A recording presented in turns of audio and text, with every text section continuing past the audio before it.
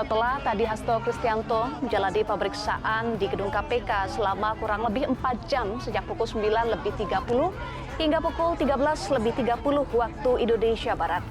Usai menjalani pemeriksaan perdana sebagai tersangka dalam kasus suap dan perintangan penyidikan kasus PAW atau pergantian antar waktu Harun Masiku, Hasto tidak menyampaikan komentar apapun.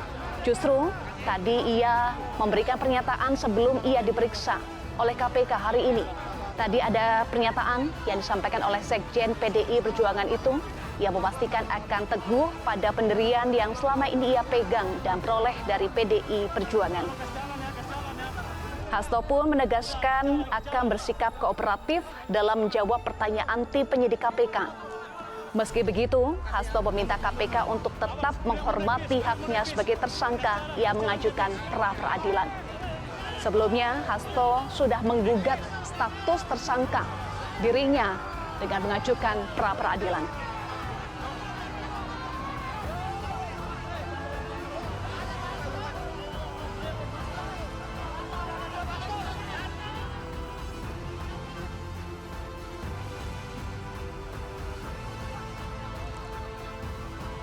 Ini adalah bus yang digunakan oleh Hasto Kristianto saat tadi berangkat ke Gedung Merah Putih KPK dan ia pulang dengan kendaraan yang sama. Bus yang tadi ia gunakan saat berangkat ke Gedung Merah Putih KPK.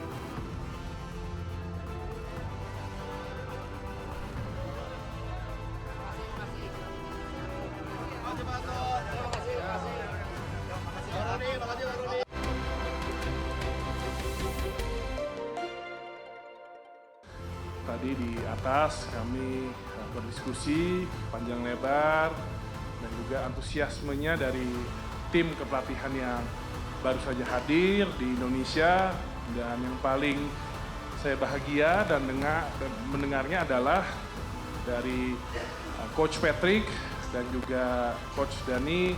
Ini dari Kemenpora, ini mereka langsung melihat timnas U20 di Madia.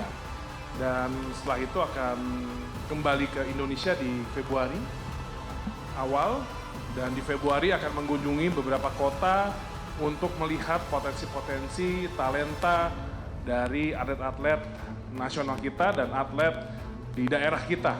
Jadi beliau sangat semangat bagaimana bisa memaksimalkan ini scouting dan juga pembinaan atlet nasional, dan juga tadi juga cerita tadi malam sudah makan malam bersama 5 atlet nasional kita, dan suasananya sangat kekeluargaan. Dan saya rasa dari saya berdiskusi dan berinteraksi dengan Coach Patrick dan Denny, aura dan juga optimismenya sangat positif. Jadi ini semoga bisa membawakan progres yang lebih baik lagi untuk tim nasional kita.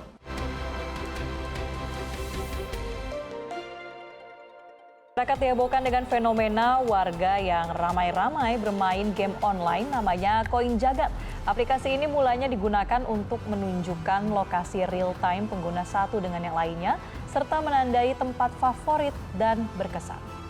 Namun pemirsa, aplikasi Jagat belakangan menawarkan permainan Jagat Coin Hunt atau berburu koin Jagat yang bisa ditukar dengan total hadiah hingga 850 juta rupiah.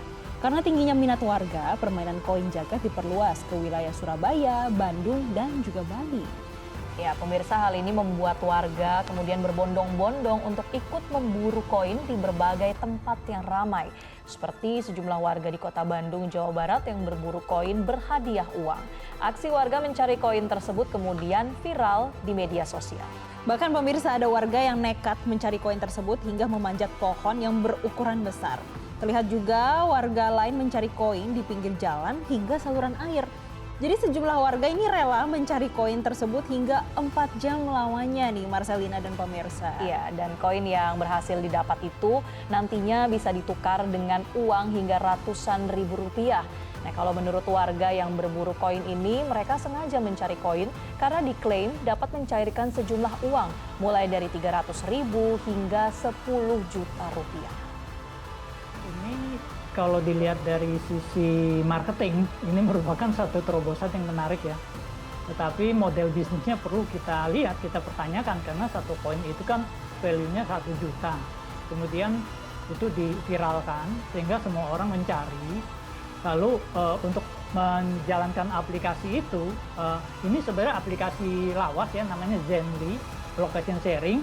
Lalu kelihatan diakuisisi jadi Jagat.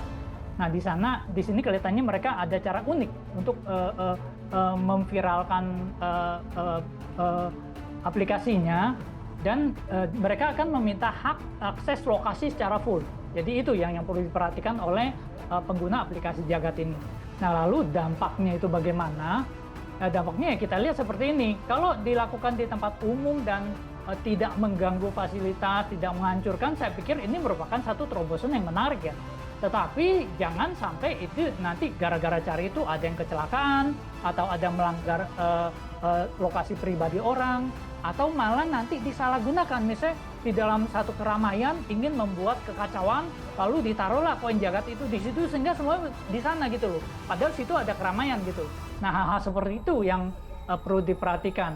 Dan model bisnisnya juga kita perlu pertanyakan. Mengapa? Karena kalau satu koin harganya 1 juta, kalau dia lempar 1000 koin di seluruh Indonesia, itu dia keluar biaya promosi 1 miliar. Nah, apakah model bisnis mereka bisa mampu mengembalikan uang promosi model seperti itu? Nah, itu yang kita perlu pelajari. Dan yang terakhir, ada yang paling penting adalah ketika mereka melakukan menaruh koin Jagat ini, apakah mereka berkoordinasi dengan pihak terkait gitu loh. Jangan sampai itu menimbulkan kekacauan, perusakan fasilitas umum, atau pelanggaran privasi di tempat-tempat yang orang nggak boleh masuk, malah semua pada berbondong-bondong masuk.